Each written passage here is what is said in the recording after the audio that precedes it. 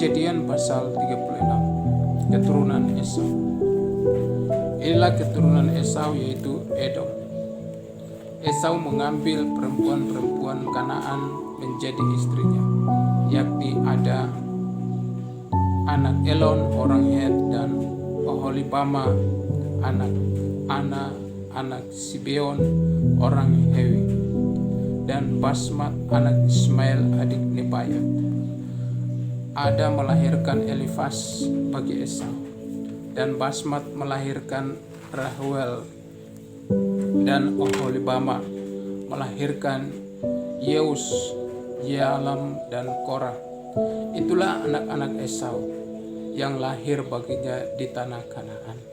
Esau membawa istri-istrinya, anak-anaknya lelaki dan perempuan, dan semua orang yang ada di rumahnya, ternaknya, segala hewannya, dan segala harta bendanya yang telah diperolehnya di tanah Kanaan.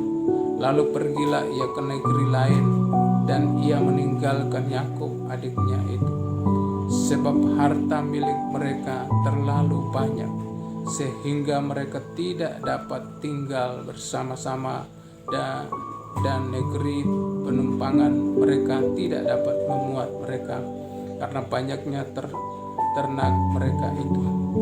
Maka menetaplah Esau di pegunungan Seir. Esau itulah Edom. Inilah keturunan Esau, bapa orang Edom, di pegunungan Seir. Nama anak-anaknya ialah Elifas anak Ada istri Esau, Rehuel anak Basmat istri Esau. Anak-anak Elifas ialah Teman, Omar, Sefo, Gaetam, dan Kenas. Timna adalah gundik Elifas anak Esau. Ia melahirkan Amalek bagi Elifas. Itulah cucu-cucu Ada istri Esau. Inilah anak-anak Rehuel, Nahat, Serah, Syama, dan Misa. Itulah cucu-cucu Basmat istri Esau. Inilah anak-anak Oholibama istri Esau itu, anak-anak Sibeon. Ia melahirkan bagi Esau Yeus, Yaelam, dan Korah. Inilah kepala-kepala kaum Bani Esau, keturunan Elifas anak sulung. Esau ialah kepala kaum Teman, kepala kaum Omar, kepala kaum Sefo, kepala kaum Kenas, kepala kaum Korah, kepala kaum Gaetam, dan kepala kaum Amalek. Itulah kepala-kepala kaum Elifas di tanah Edom. Itulah keturunan Ada.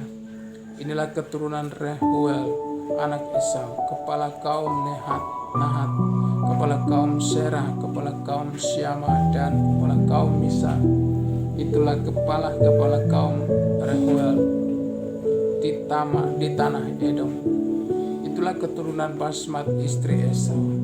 Inilah keturunan Oholibama istri Esau, kepala kaum Yeus, kepala kaum Yaelam, kepala kaum Korah. Itulah kepala kaum Oholibama istri Esau anak Ana. Itulah Bani Esau, yakni Edom, dan itulah kepala-kepala kaum mereka. Keturunan Seir. Inilah anak-anak Seir, orang Hori, penduduk negeri itu: Lotan, Syobal, Sibeon anak, Dision, Eser, Disian. Itulah kepala-kepala kaum orang Hori, anak-anak Seir di tanah Edom. Anak-anak Lotan ialah Hori dan Heman, dan saudara perempuan Lotan ialah Timna. Inilah anak-anak Syobal, Alwan, Manahat, Ebal, Sefo, dan Onan. Inilah anak-anak Sebon, ayah dan Ana. Ana inilah yang menemui mata-mata air panas di padang gurun, ketika ia sedang menggembalakan keledai Sibeon ayahnya itu. Inilah anak-anak Ana, Dision, dan Oholibama anak perempuan Ana. Inilah anak-anak Dision, Hemdam, Esiban, Yitram, dan Keran. Inilah anak-anak Eser, Bilha, Saawan, dan Akan. Inilah anak-anak Disyan, Us, dan Aram. Itulah kepala-kepala kaum orang Hori, kepala kaum Lotan, kepala kaum Shoba, kepala kaum Sibeon, kepala kaum Ana, kepala kaum Disyon, kepala kaum Eser, dan kepala kaum Disyan. Itulah kepala-kepala kaum orang Hori, kaum demi kaum di tanah Seir. Raja-raja Edom. Inilah raja-raja yang memerintah di tanah Edom. Sebelum ada seseorang raja memerintah atas orang Israel di Edom, yang memerintah ialah Bela bin Beor, dan kotanya bernama Dinhaba. Setelah Bela mati, Yobab bin Serah dan Bosra menjadi raja menggantikan dia. Setelah Yobab mati, Husyam dari negeri orang Teman menjadi raja menggantikan dia. Setelah Husyam mati, Hadad bin Bedad menjadi raja menggantikan dia. Dialah yang memukul kala orang Midian dan di daerah Moab, dan kotanya bernama Awit. Setelah Hadad mati, Samlah dari Masreka menjadi raja menggantikan dia. Setelah Samlah mati, Saul dari Rehobot yang di pinggir sungai menjadi raja menggantikan dia. Setelah Saul mati, Baal Honan bin Akor menjadi raja menggantikan dia. Setelah Baal Hana bin Akbor mati, Hadar menjadi raja menggantikan dia. Kotanya bernama Paho dan istrinya bernama Mehetabel binti Matred binti Meshab.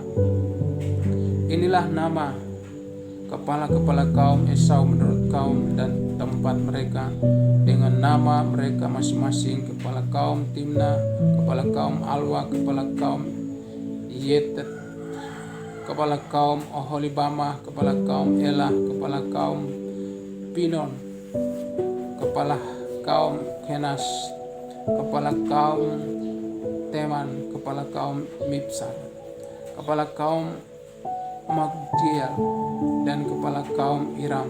Itulah kepala-kepala kaum Edom menurut tempat kediaman mereka di tanah milik mereka. Edom ialah Esau, bapa orang Edom. Kejadian pasal 37. Yusuf dan saudara-saudaranya. Adapun Yakub, ia diam di negeri penumpangan ayahnya, yakni di tanah Kanaan. Inilah riwayat keturunan Yakub.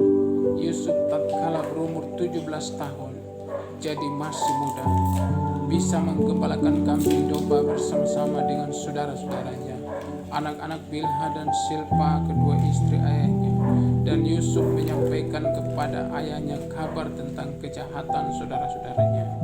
Israel lebih mengasihi Yusuf dari semua anaknya yang lain, sebab Yusuf itulah anaknya yang lahir pada masa tuanya, dan ia menyuruh membuat jubah yang maha indah bagi dia. Setelah dilihat oleh saudara-saudaranya bahwa ayahnya lebih mengasihi Yusuf dari semua saudaranya, maka bencilah mereka itu kepadanya dan tidak mau menyapanya dengan ramah.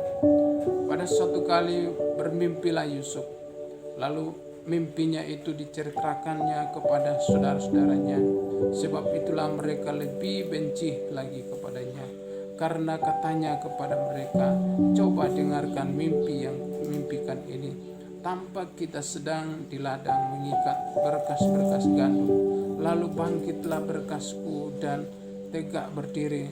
Kemudian datanglah berkas-berkas kamu sekalian mengelilingi dan sujud menyembah kepada berkasku itu."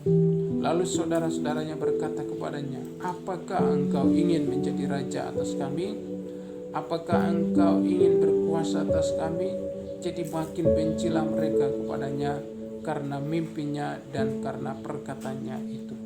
Lalu ia mimpikan pula mimpi yang lain. yang diceritakannya kepada saudara-saudaranya. Katanya, aku bermimpi pula, tampak matahari, bulan, dan 11 bintang sujud menyembah kepadaku. Setelah hal ini diceritakannya kepada ayah dan saudara-saudaranya, maka ia ditegur oleh ayahnya. Mimpi apa mimpimu itu?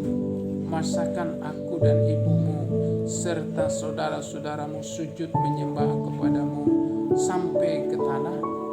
Maka iri hatilah saudara-saudaranya kepadanya, tetapi ayahnya menyimpan hal itu dalam hati. Yusuf dijual ke tanah Mesir. Pada suatu kali pergilah saudara-saudaranya menggembalakan kambing domba ayahnya dekat Sikem. Lalu Israel berkata kepada Yusuf, bukankah saudara-saudaramu menggembalakan kambing domba dekat Sikem? Marilah engkau suruh kepada mereka. Sahut Yusuf, iya Bapa. Kata Israel kepadanya, pergilah engkau melihat apakah baik keadaan saudara-saudaramu dan keadaan kambing domba-domba, dan bawalah kabar tentang itu kepadaku. Lalu Yakub menyuruh dia dari lembah Hebron, dan Yusuf pun sampailah ke Sikem. Ketika Yusuf berjalan ke sana kemari di padang, bertemulah ia dengan seorang laki-laki yang bertanya kepadanya, apakah yang kau cari? Sahutnya, aku mencari saudara-saudaraku, tolonglah katakan kepadaku, di mana mereka menggembalakan kambing domba? Lalu kata orang itu, mereka telah berangkat dari sini, sebab telah kau dengar mereka berkata, marilah kita pergi ke Dotan. Maka Yusuf menyusul saudara-saudaranya itu, dan didapatinya lah mereka di Dotan. Dari jauh ia telah kelihatan kepada mereka, tetapi sebelum ia dekat pada mereka, mereka telah bermufakat mencari daya upaya untuk membunuhnya. Kata mereka seorang kepada yang lain, lihat tukang mimpi kita itu datang. Sekarang marilah kita bunuh dia dan kita lemparkan ke dalam salah satu sumur ini. Lalu kita katakan seekor binatang buas telah menerkamnya, dan kita akan lihat nanti bagaimana jadinya mimpinya itu. Ketika Ruben mendengar hal ini, ia ingin melepaskan Yusuf dari tangan mereka. Sebab itu katanya, jangan kita bunuh dia lagi kita, kata Ruben kepada mereka, janganlah tumpahkan darah, lemparkanlah dia ke dalam sumur yang ada di padang gurun ini, tetapi janganlah apa-apakan dia. Maksudnya hendak melepaskan Yusuf dari tangan mereka dan membawanya kembali kepada ayahnya. Baru saja Yusuf sampai kepada saudara-saudaranya, mereka pun menanggalkan jubah Yusuf, jubah maha indah yang dipakainya itu, dan mereka membawa dia dan melemparkan dia ke dalam sumur. Sumur itu kosong, tidak berair. Kemudian duduklah mereka untuk makan. Ketika mereka mengangkat muka, kelihatanlah kepada mereka suatu kafilah orang Ismail datang dari Gilead dengan untanya yang membawa damar, balsam, dan damar ladan. Dalam perjalanannya mengangkut barang-barang itu ke Mesir. Lalu kata Yehuda kepada saudara-saudaranya itu, apakah untungnya kalau kita membunuh adik kita itu dan menyembunyikan darahnya? Marilah kita jual dia kepada orang Ismail ini, tetapi janganlah kita apa-apakan dia, karena ia saudara kita, darah daging kita. Dan saudara-saudaranya mendengarkan perkataannya itu. Ketika ada saudagar-saudagar Midian lewat, Yusuf diangkat ke atas dari dalam sumur itu, kemudian dijual kepada orang Ismail itu dengan harga 20 shikal perak. Lalu Yusuf dibawa mereka ke Mesir. Ketika Ruben kembali ke sumur itu, ternyata Yusuf tidak ada lagi di dalamnya. Lalu dikoyakkannya lah bajunya, dan kembalilah ia kepada saudara-saudaranya. Katanya, anak itu tidak ada lagi. Kemanakah aku ini? Kemudian mereka mengambil jubah Yusuf dan menyembelih seekor kambing, lalu mencelupkan jubah itu ke dalam darahnya. Jubah maha indah itu mereka suruh antarkan kepada ayah mereka dengan pesan, ini kami dapati. Silahkan Bapak periksa apakah jubah ini milik anak Bapak atau tidak. Ketika Yakub memeriksa jubah itu, ia berkata, ini jubah anakku, binatang buas telah memakannya, tentulah Yusuf telah diterkam. Dan Yakub mengoyakkan jubahnya, lalu mengenakan kain kabun pada pinggangnya, dan berkabunglah ia berhari-hari lamanya karena anaknya itu. Sekalian anaknya laki-laki dan perempuan berusaha menghiburkan dia, tetapi ia menolak dihiburkan, serta katanya, tidak, aku akan berkabung sampai aku turun mendapatkan anakku ke dalam dunia orang mati. Demikianlah Yusuf ditangisi oleh ayahnya. Adapun Yusuf, ia dijual oleh orang Midian itu ke Mesir kepada Potifar, seorang pegawai istana Firaun, kepala pengawal raja. Kejadian pasal 40. Mimpi juru minum dan juru roti. Sesudah semuanya itu terjadilah bahwa juru minum Raja Mesir dan juru rotinya membuat kesalahan terhadap tuannya Raja Mesir. Maka murkalah Firaun kepada kedua pengawal istananya, kepada juru minum dan kepala juru roti itu. Ia menahan mereka dalam rumah kepala pengawal raja, dalam penjara tempat Yusuf dikurung. Kepala pengawal raja menempatkan Yusuf bersama-sama dengan mereka untuk melayani mereka. Demikianlah mereka ditahan berapa waktu lamanya. Pada suatu kali bermimpilah mereka keduanya, baik juru minum maupun juru roti Raja Mesir yang ditahan dalam penjara itu. Masing-masing ada mimpinya pada suatu malam juga, dan mimpi masing-masing itu ada artinya sendiri. Ketika pada waktu pagi Yusuf datang kepada mereka, segera dilihatnya bahwa mereka bersusah hati. Lalu ia bertanya kepada pegawai-pegawai istana Firaun yang ditahan bersama-sama dengan dia dalam rumah tuannya itu, mengapakah hari ini mukamu semuram itu? Jawab mereka kepadanya, kami bermimpi, tetapi tidak ada orang yang dapat mengartikannya. Lalu kata Yusuf kepada mereka, bukankah Allah yang menerangkan arti mimpi? Ceritakanlah kiranya mimpi itu kepadaku. Kemudian juru minuman itu menceritakan mimpinya kepada Yusuf. Katanya, dalam mimpiku itu tampak ada pohon anggur di depanku. Pohon anggur itu ada 3 carangnya, dan baru saja pohon itu bertunas. Bunganya sudah keluar, dan tandan-tandanya penuh buah anggur yang ranum. Dan di tanganku ada piala Firaun. Buah anggur itu kembali ku ambil, lalu ku peras ke dalam piala Firaun. Kemudian ku sampaikan piala itu ke tangan Firaun. Kata Yusuf kepadanya, begini arti mimpi itu. Ketiga carang itu artinya 3 hari. Dalam 3 hari ini Firaun akan meninggikan engkau dan mengembalikan engkau ke dalam pangkatmu yang dahulu, dan engkau akan menyampaikan piala ke tangan Firaun sampai dahulu kala ketika engkau jadi juru minumnya. Tetapi ingatlah kepadaku apabila keadaanmu itu baik nanti. Tunjukkanlah terima kasihmu kepadaku dengan menceritakan hal ihwalku kepada Firaun, dan tolonglah keluarkan aku dari rumah ini, sebab aku diculik begitu saja dari negeri orang Ibrani, dan di sini pun aku tidak pernah melakukan apa-apa yang menyebabkan aku layak dimasukkan ke dalam liang tutupan ini.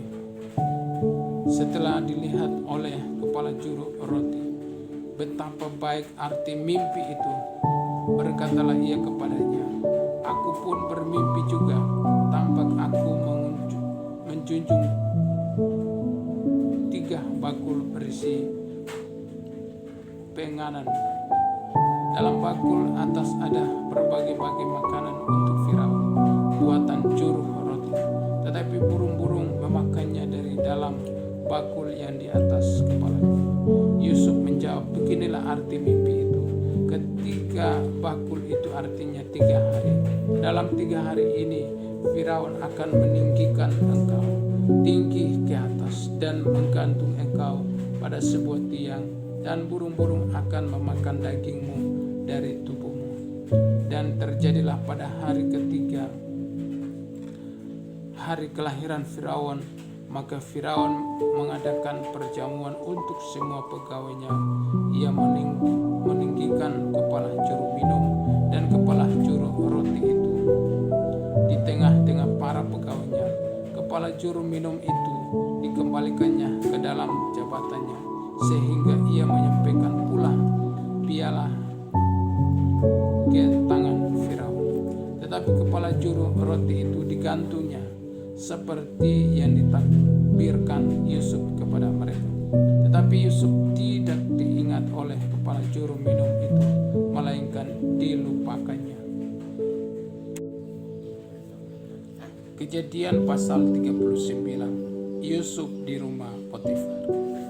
Adapun Yusuf telah dibawa ke Mesir, dan Potifar seorang Mesir, pegawai istana Firaun, kepala pengawal raja, membeli dari tangan orang Ismail yang telah membawa dia ke situ. Tetapi Tuhan menyertai Yusuf sehingga ia menjadi seorang yang selalu berhasil dalam pekerjaannya. Maka tinggallah ia di rumah tuannya, orang Mesir itu. Setelah dilihat oleh tuannya bahwa Yusuf disertai Tuhan dan bahwa Tuhan membuat berhasil segala sesuatu yang dikerjakannya, maka Yusuf mendapat kasih tuannya dan ia boleh melayani dia. Kepada Yusuf diberikannya kuasa atas rumahnya, dan segala miliknya diserahkannya pada kekuasaan Yusuf. Sejak ia memberikan kuasa dalam rumahnya dan atas segala miliknya kepada Yusuf, Tuhan memberkati rumah orang Mesir itu karena Yusuf, sehingga berkat Tuhan ada atas segala miliknya, baik yang di rumah maupun yang di ladang. Segala miliknya diserahkannya pada kekuasaan Yusuf, dan dengan bantuan Yusuf ia tidak usah lagi mengatur apapun selain dari makanannya sendiri. Adapun Yusuf itu manis sikapnya dan elok parasnya. Selang beberapa waktu istri tuannya memandang Yusuf dengan berahi, lalu katanya, "Marilah tidur dengan aku." Tetapi Yusuf menolak dan berkata kepada istri tuannya itu, "Dengan bantuanku, tuanku itu tidak lagi mengatur apa yang ada di rumah ini, dan ia telah menyerahkan segala miliknya pada kekuasaanku. Bahkan di rumah ini ia tidak lebih besar kuasanya daripadaku, dan tiada yang tidak diserahkannya kepadaku selain daripada engkau, sebab engkau istrinya. Bagaimanakah mungkin aku melakukan kejahatan dosa terhadap Allah?"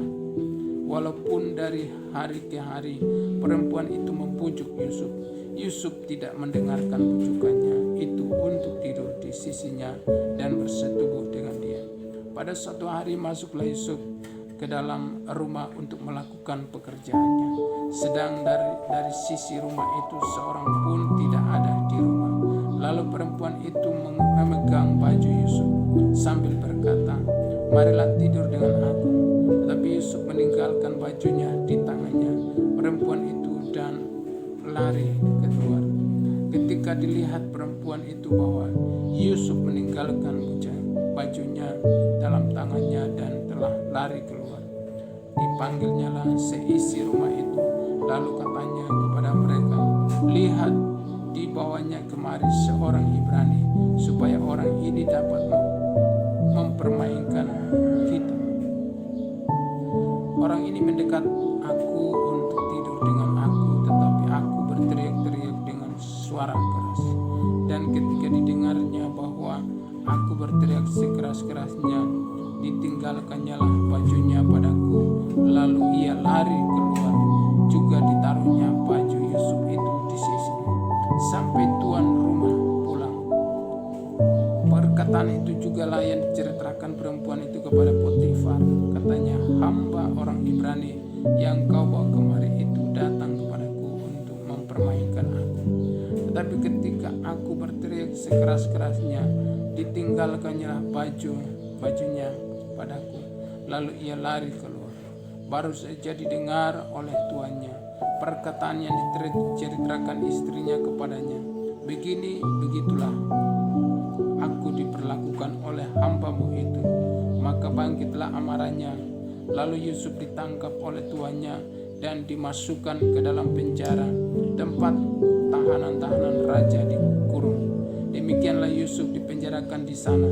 Tetapi Tuhan menyertai Yusuf dan melimpahkan kasih setianya kepadanya dan membuat Yusuf kesayangannya bagi kepala penjara itu. Sebab itu kepala penjara mempercayakan semua tahanan dalam penjara itu kepada Yusuf, dan segala pekerjaan yang harus dilakukan di situ dialah yang mengurusnya. Dan kepala penjara tidak mencampuri segala yang dipercayakannya kepada Yusuf, karena Tuhan menyertai dia, dan apa yang dikerjakannya dibuat Tuhan berhasil.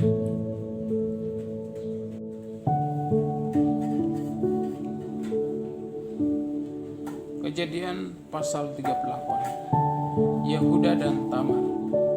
Pada waktu itu Yehuda meninggalkan saudara-saudaranya dan menumpang pada seorang adualam yang namanya Hira. Di situ Yehuda melihat anak perempuan seorang Kanaan. Nama orang itu ialah Shua.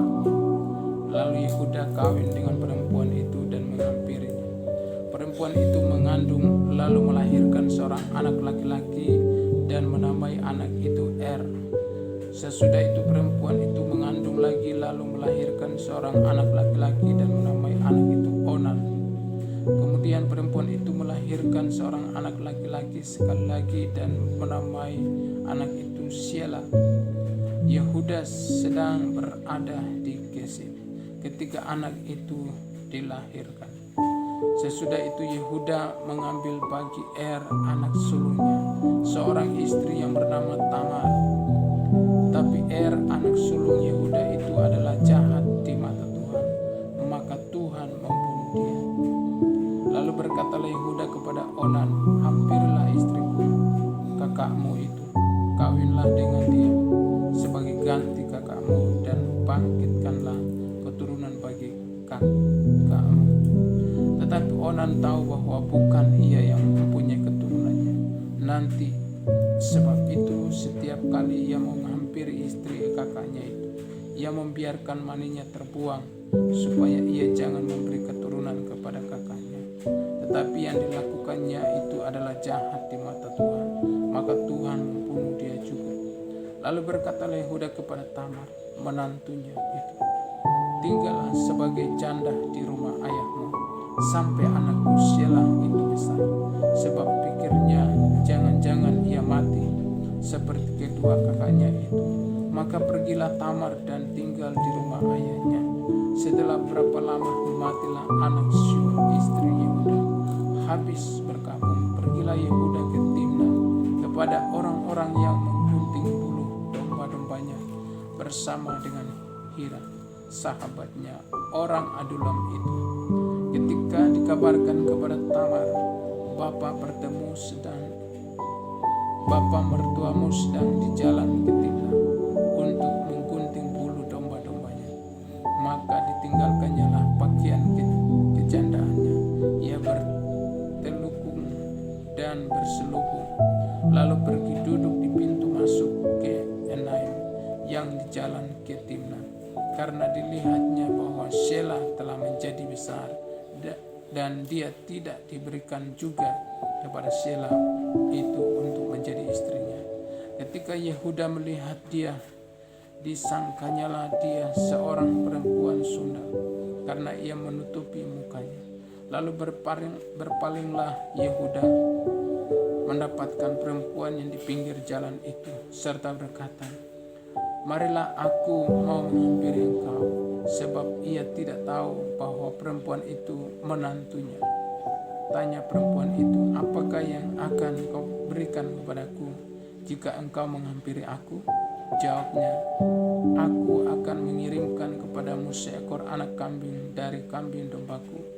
Kata perempuan itu, asal engkau memberikan tanggungannya sampai engkau mengirimkannya kepadaku. Tanyanya, apakah tanggungan yang harus kuberikan kepadamu? Jawab perempuan itu, cap meteraimu serta kalungmu dan tongkat yang ada di tanganmu itu. Lalu diberikannya semuanya itu kepadanya.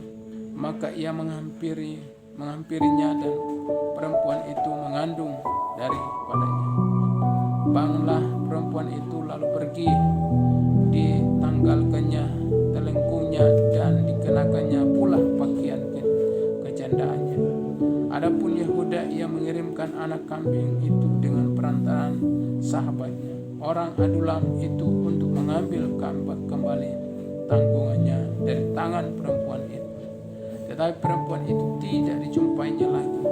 Ia bertanya-tanya di tempat tinggal perempuan itu, di manakah perempuan jalan yang duduk tadinya di pinggir jalan di Enaim itu? Jawab mereka, tidak ada di sini perempuan jalan. Kembalilah ia kepada Yehuda dan berkata, tidak ada kujumpai dia. Dan juga orang-orang di tempat itu berkata, tidak ada perempuan jalan di sini. Lalu berkatalah Yehuda, biarlah barang-barang itu dipegangnya, supaya kita jangan menjadi buah olok-olok orang. Sungguhlah anak kambing itu telah kukirimkan, tetapi engkau tidak menjumpai perempuan itu. Sesudah kira-kira 3 bulan dikabarkanlah kepada Yehuda, Tamar menantumu bersundal, bahkan telah mengandung dari persundalannya itu. Lalu kata Yehuda, bawalah perempuan itu supaya dibakar. Waktu dibawa, perempuan itu menyuruh orang kepada mertuanya, mengatakan, dari laki-laki yang mempunyai barang-barang inilah aku mengandung. Juga dikatakannya, periksalah siapa yang mempunyai cap meterai serta kalung dan tongkat ini. Yehuda memeriksa barang-barang itu, lalu berkata, bukan aku, tapi perempuan itulah yang benar, karena memang aku tidak memberikan dia kepada Shelah anakku. Dan ia tidak bersetubuh lagi dengan perempuan itu. Pada waktu perempuan itu hendak bersalin, nyatalah ada anak kembar dalam kandungannya. Dan ketika ia bersalin, seorang dari anak itu mengeluarkan tangannya, lalu dipegang oleh bidan, diikatnya dengan benang kirmisi, serta berkata, inilah yang lebih dahulu keluar. Ketika anak itu menarik tangannya kembali, keluarlah saudaranya laki-laki, dan bidan itu berkata, alangkah kuatnya engkau menembus keluar. Maka anak itu dinamai Peres. Sesudah itu keluarlah saudaranya laki-laki yang tangannya telah berikat benang kirmisi. Lalu kepadanya diberi nama Serah.